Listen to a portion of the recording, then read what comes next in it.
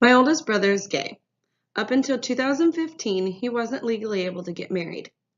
That's the year that gay marriage became legal in the US.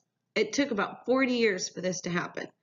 The LGBT community had a lot of hurdles they had to jump over in order to get their issues out there and eventually resolved. They have quite a few ways to get their issues addressed, which include protests, rallies, advocates, and court hearings. Let's look at a few of these ways. Advocates are people who support and speak on behalf of the group of people. The Human Rights Watch website states, "We document and expose abuses based on sexual orientation and gender identity worldwide, including torture, killing, executions, arrests under unjust laws, unequal treatment, censorship, and denial of family rights and recognition." Without advocates, I don't think that they would have come as far as they have. Advocates have their best interest in getting their issues resolved, as well as having equal rights. Advocates play an extremely important part in their movement because they also help in the courtrooms. For example, it took them 40 years of fighting in the courts to get gay marriage legalized. The Atlantic Online website stated that Evan Wolfson, as pictured in the picture here, said, "We've been fighting for freedom to marry and equal protection and equal rights and equal inclusion and equal responsibility for decades.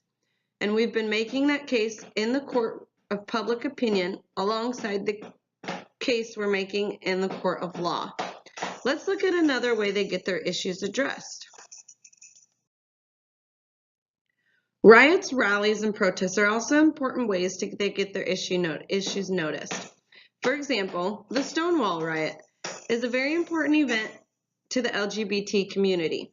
It was when police raided one of the gay clubs in New York on June 28, 1968.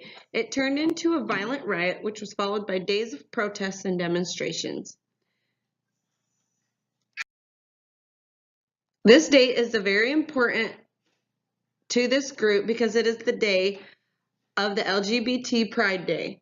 The Atlantic Online website stated the New York Post reported on June 28, 1969, that hundreds outside of the bar had been observed chanting "Gay Power" and "We Want Freedom." With that being said, I don't really feel this group should have to go through what they do to have equal rights. It's literally their constitutional right to have them. It's a virtuous cycle. Andrew Sullivan stated, "The more we get married, the more normal we seem. And the more normal we seem, the more human we seem. The more our equality seems obviously important."